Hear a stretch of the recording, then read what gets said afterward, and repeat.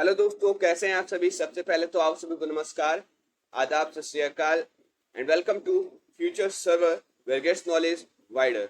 दोस्तों, आज हम लोग अपना 5th chapter of base mathematics that is binomial theorem उसके बारे में इस वीडियो में डिस्कस करने वाले हैं। लेकिन इससे पहले अगर दोस्तों आपने मेरे चैनल को अभी तक सब्सक्राइब नहीं किया, चैनल को सब्सक्राइब करके बेल आइकन को दबाएं ताकि जो भी अपडेट्स हमारे चैनल पे आए कहीं आपसे मिस ना हो जाएं।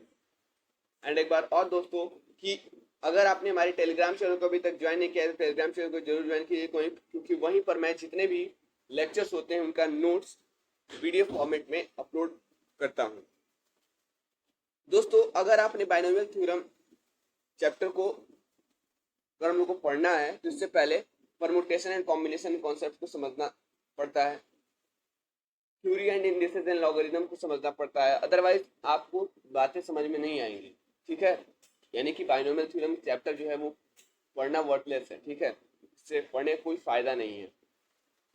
तो बाइनोमियल थ्योरम चैप्टर को समझने से पहले आपको परम्यूटेशन एंड कॉम्बिनेशन के जितने भी लेक्चर्स मैंने दिए हैं, मतलब उसका लाइव सेशन हुआ इंपॉर्टेंट क्वेश्चंस का, या फिर उसका बकायदे जो पर्टिकुलर कॉन्सेप्ट है परम्यूटेशन एंड कॉम्बिनेशन का, वो वीडियो अगर आपने नहीं देखा है तो पहले जाइए उसको देख के आइए एंड देन इस बाइनोमियल थ्योरम के चैप्टर को समझिए और इस पर डिस्कशन कीजिए। बात करते हैं बाइनोमियल थ्योरम चैप्टर को, स्टार्ट करते हैं। सबसे पहले समझते हैं कि बाइनोमियल क्या होता है। बेसिकली बाइनोमियल एक पॉलिनोमियल का ही फॉर्म है विथ टू टर्म्स, जिसके पास कितने टर्म्स होते हैं, दो टर्म्स होते हैं। ध्यान दीजिएगा मैं क्या कह रहा हूं। मैंने कहा कि जो ये बाइनोमियल होता है ये बेसिकली आपका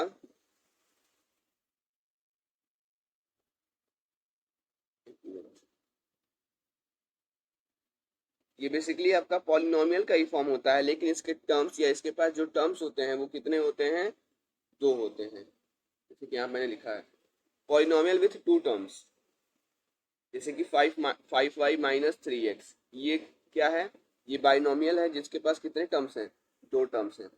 ठीक है, अब एक टर्म होता है एक्सपोनेंट। एक्सपोनेंट क्या होता है, देखिए एक्सपोनेंट का मतलब होता है कोई भी चीज कितने बार, कहने का मतलब है अगर बात किया जाए नीचे आके तो 8 का पावर 2 दिया है, तो 8 का पावर 2 दिया है तो 2 क्या है, बेसिकली आपका इंडेक्स है या फिर एक्सपोनेंट है। तो 8 का पावर 2 कहने का मतलब है कि हम लोग 8 को कितने बार शो करेंगे, 8 को कितने बार मल्टीप्लाई करेंगे, दो बार, यानी कि हो जाएगा 64। 2 मीन्स व्हाट, 2 टाइम्स। और 8 क्या है आपका, बेसिकली 8 बेसिकली आपका बेस है, और उसके ऊपर जो 2 है अपवर्ड साइड, राइटवर्ड साइड में अपवर्ड, वो क्या है आपका एक्सपोनेंट है। अब एक आपको एक फॉर्मूला पता होगा, ए प्लस बी का होल क्यूब क्या होता है, ए प्लस बी ब्रैकेट में, फिर ब्रैकेट में a square plus 2ab plus b square bracket close. तो ये ए प्लस बी का होल क्यूब होता है। जब इसी को एक्सपेंड करोगे अपना तो क्या आपके सामने मिलेगा, वो देख लीजिए, a cube plus 3a square b 3ab square plus b 3, ये आपको मिलेगा।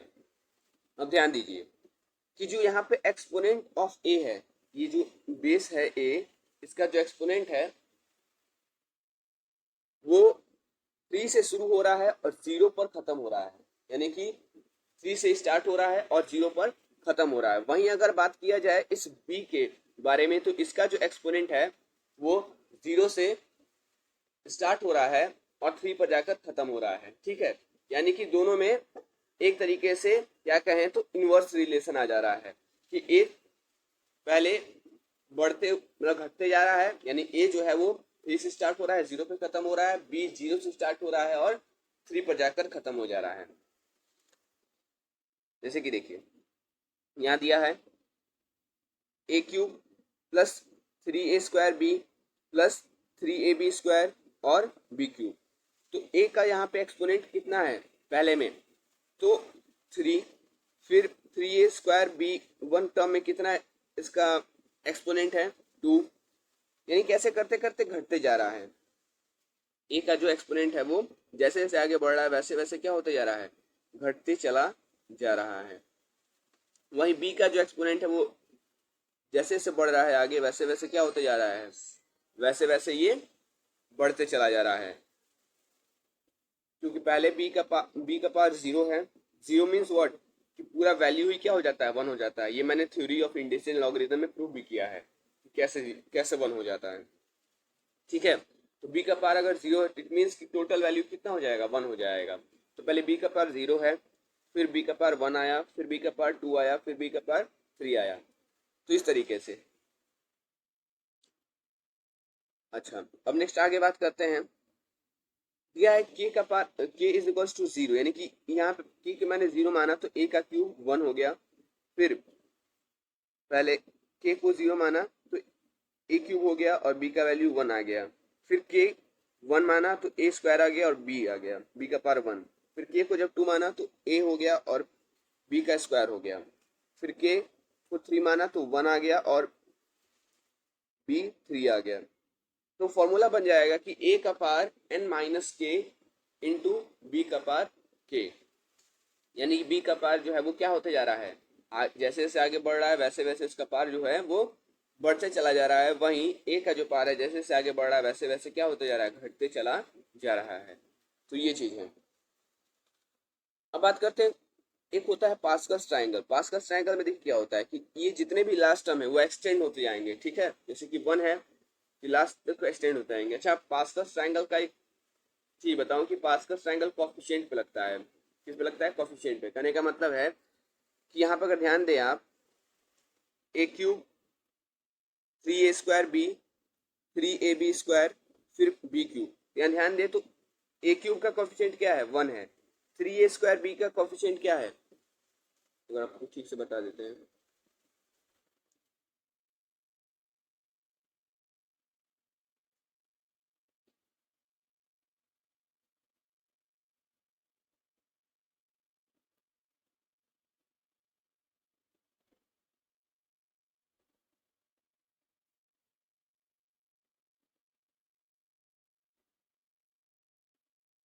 देखिए यहाँ पे ए क्यूब का जो कोफिशिएंट है वो क्या है, वन है। ठीक है, यहाँ पे ए स्क्वायर बी का कोफिशिएंट क्या है, थ्री है। यहाँ पे ए बी स्क्वायर का कोफिशिएंट क्या है, थ्री है। और यहाँ पे बी क्यूब का जो कोफिशिएंट है वो क्या है,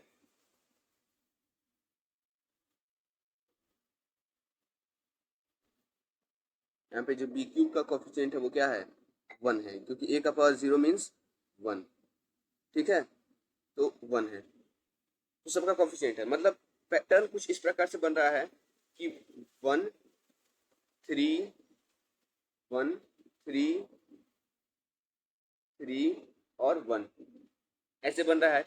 अच्छा, ए प्लस बी का ये होल क्यूब का था। अच्छा, ए प्लस बी का स्क्वायर अगर होता तो क्या बनता, तो वन थ्री थ्री वन था तो वो क्या बनता, वो बनता आपका वन टू वन। कहने का मतलब है a square plus two a b और प्लस बी स्क्वायर। ठीक है, तो इस तरीके से वो बनता। तो वही एक उसको फॉर्म दे दिया गया और वही फॉर्म कहलाया आपका क्या, बेसिकली पास्कल्स ट्रायंगल। और वही पास्कल्स ट्रायंगल पर डिस्कस करने वाले हैं। तो देखिए ये रहा आपका पास्कल्स ट्रायंगल। तो पास्कल्स ट्रायंगल में वन दिया है, पहले वन एज्यूम कर लिया गया है। फिर उसके बाद ए बी, फिर ए बी कर लिया गया, ए प्लस बी, और फिर ए प्लस बी का होल स्क्वायर किया गया तो a square plus two a b, तो टू ए बी का टू यहाँ रख दिया गया है। और फिर बी स्क्वायर, तो बी स्क्वायर का वन यहाँ रख दिया गया है। देन ए प्लस बी का होल क्यूब अभी पढ़ के आए। तो पहले क्या रखा गया, पहले रखा गया आपका वन, फिर थ्री, फिर थ्री और फिर वन, यानी कि जितने भी ये सब क्या है आपके कोफिशिएंट हैं। और कैसे ये फॉर्म हो रहा है, देखिए लास्ट वाला तो वन रहेगा ही, सिंपल सा है सबका, लास्ट टर्म और फर्स्ट टर्म वही रहेगा, वन रहेगा, बट एक्सटेंड होगा ये लास्ट तक। एंड इन दोनों का मतलब कि जैसे वन और थ्री, इन दोनों का प्लस किया मैंने तो हमें क्या मिल गया, फोर मिल गया। फिर इधर थ्री और वन का किया तो फोर मिल गया, और बीच का जो थ्री थ्री किया वो सिक्स मिल गया। मतलब इसके आगे अगर करना होगा तो कैसे करेंगे, यहाँ वन लिख देंगे, यहाँ वन लिख देंगे, then one plus four, five यहाँ लिख देंगे, और यहाँ पे भी फाइव लिख देंगे। ठीक है, और उसके बाद फोर प्लस सिक्स टेन हो गया, और यहाँ पे फोर प्लस सिक्स टेन हो गया। तो ये आपका बन जाएगा। ठीक है, फिर आगे करना होगा तो इसी प्रकार से वन यहाँ लिख देंगे, वन यहाँ लिख देंगे, one by five, one plus five six, और वन प्लस यहाँ पे फाइव वन सिक्स, फिर 10 5 15 और 10 5 15 और बीच का 10 इंटू 10 प्लस 10 20। तो ये आपका पास्कल्स ट्रायंगल्स का कॉन्सेप्ट है बेसिकली। आगे बात करते हैं अपने नेक्स्ट टॉपिक पे। हमारा नेक्स्ट टॉपिक है फाइंडिंग पार्टिकुलर टर्म या फिर फाइंडिंग जनरल टर्म भी इस टॉपिक को कर सकते हैं। अभी कैसे पार्टिकुलर टर्म या फिर जनरल टर्म को फाइंड किया जाता है इस बात को डिस्कस करते हैं। देखिए जैसे कि दिया है टर्म एन आर, इसका मतलब समझ रहे हैं क्या है? टर्म एन और आर ये आपका बेसिकली बता रहा है कि एन है मीन्स नंबर ऑफ टर्म्स और आर है रिक्वायर्ड टर्म। तो ए और एन माइनस आर और दोबारा दूसरा दिया है बी आर। यहाँ पे ध्यान दीजिएगा कि यहाँ पे जो एन के नीचे जो ये आर आ रहा है यही आर यहाँ पे भी है, ये आर है और ये आर दोनों एक ही है, ठीक है। In the expansion of binomial theorem called general term, और general term r plus one t s term. ये क्यों कहा जाता है? ये इसलिए कहा जाता है क्योंकि आप ध्यान देंगे अगर इसके पहले के एग्जाम्पल्स में तो आपको एक बात ध्यान देने लायक है, वो ये है कि जितने भी टर्म्स हैं, अच्छा बाइनोमियल थ्योरम का एक फॉर्मूला देख लीजिए, फॉर्मूला भी होता है जैसे कि बाइनोमियल थ्योरम का आपको मिला कि फॉर्मूला ये देखने को मिला कि a प्लस बी का पावर n, तो क्या बनेगा? तो n c0 a का पावर n b का power 0 plus n c1 a का पावर n माइनस 1 और b का power 1 plus n c2 a का पावर n माइनस 2। अच्छा माइनस क्यों रहा है ए में से? क्योंकि आप जानते हैं कि ए जो है वो आगे जैसे जैसे बढ़ते चला जा रहा है वैसे वैसे इसका पार जो है एक्सपोनेंट जो है वो क्या होते जा रहा है? घटते चला जा रहा है। इस वजह से एन में से 1 माइनस हो रहा है, फिर 2 माइनस हो रहा है, फिर 3 माइनस होगा, ठीक है। तो ये चीज़ है। और बी का जो पार अगर ध्यान दे तो बढ़ते चला जा रहा है, तो इस वजह से बी का पार मैंने 0 रखा, फिर 1 रखा, फिर 2 रखा, आगे ऐसे ऐसे आगे बढ़ते चला जाएगा। तो ये फॉर्मूला हो जाता है बाइनोमियल थ्योरम का कि n c zero a n b zero plus n c one a का पार एन माइनस 1 और b one plus n c two a का power n minus 2 b two plus dot dot dot dot n c n और a का पार 0 और B का power N. कहने का मतलब है कि एन ए का जो पार है वो एन से शुरू होता है, 0 पे एंड होता है, और बी का पार 0 से शुरू होता है और एन पर एंड होता है। ध्यान दीजिएगा, ए का पार एन से शुरू होता है और 0 पे एंड होता है, और बी का पार 0 से शुरू होता है और एन पर एंड होता है। क्यों? क्योंकि 0 से शुरू हो रहा है, क्योंकि 0 से शुरू हो रहा है बी का पार जो है वो 0 शुरू हो रहा है। कहने का मतलब है कि बी का पार पहले कम है और फिर एन पे जा रहा है, इट मीन्स कि सबसे ज्यादा हो रहा है। और ए का पार एन है मतलब सबसे ज्यादा पहले है और लास्ट में 0 तक जा रहा है। कहने का मतलब है लास्ट में जाते जाते कम हो जा रहा है, ठीक है। तो ये चीज होता है। अच्छा एक और बात ध्यान दीजिएगा आप लोग, वो ये है कि आप जब ए और बी के पार को देखेंगे तो ए का पार शुरुआत में देखें तो एन है और बी का पार 0 है, इन दोनों को ऐड कर दीजिए। कहने का मतलब है एन और 0 को ऐड कर देंगे तो आपको क्या मिलेगा? एन ही मिलेगा। तो ये इसका रूल है कि ए का एक्सपोनेंट और बी का एक्सपोनेंट का जो सम होगा वो हमेशा इक्वल होगा किसके? एन के। Means the exponent of a and b, the sum of exponent of a and b is always be equals to n। मतलब जो एक्सपोनेंट का वैल्यू होगा a और b के वो हमेशा n के बराबर होगा। तो ये बात ध्यान देने वाली है। आगे बात करते हैं। There are finding particular term, the term n upon r, a का power n minus r b r in expansion of binomial theorem is called general term, r plus 1 T s term. इसका मतलब क्या था? इसका मतलब ये था मेरे दोस्तों कि जितने टर्म्स होते हैं, जितने आपका पार होता है, एक्सपोनेंट होता है, उससे ज्यादा एक टर्म होता है। देखिए जैसे कि यहाँ पे ये आपका रहा पहला टर्म, ये आपका रहा दूसरा टर्म, ठीक है। तो पहला टर्म ये रहा, दूसरा टर्म ये रहा। अच्छा 0 है तो पहला टर्म है, 1 है, 1 है तो टर्म 2 है, यहाँ पे 2 है तो टर्म कौन सा हो जाएगा? 3। ऐसे ही n टर्म तक चलेगा, n प्लस 1 टर्म तक। यानी कि जितना टर्म होता है, जितना एक्सपोनेंट होता है उससे एक ज्यादा उसका टर्म होता है। ये हमेशा रूल याद रखिएगा कि जितना एक्सपोनेंट होगा, जितना पार होगा, उससे एक ज्यादा उसका टर्म होगा। कहने का मतलब है b का एक्सपोनेंट 1 है ना, b का पार 1 है ना, तो टर्म क्या होगा? 2 होगा। b का पावर 2 है ना, तो टर्म क्या होगा 3 होगा, यानी कि एक ज्यादा ही क्या होगा टर्म होगा। ठीक है, ये चीज मैं आपको बता रहा था। तो इस वजह से जनरल टर्म को r+1 टी एच टर्म कहा जाता है, जिसको डिनोट किया जाता है TR+1।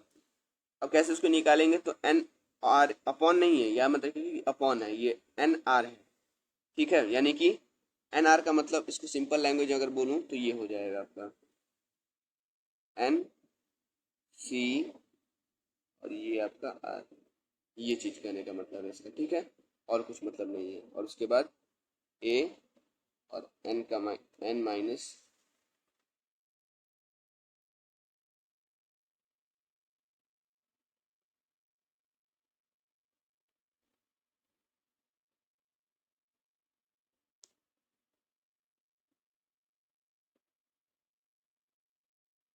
का बेसिकली मतलब ये है एन सी आर और ए एन का माइनस ए का पावर एन माइनस आर और बी आर। ठीक है, ये इसका मतलब है। ठीक है, और कुछ मतलब नहीं है इसका मतलब एन, और नीचे उसके जो आर है अपॉन नहीं है, बस ये याद रखिएगा।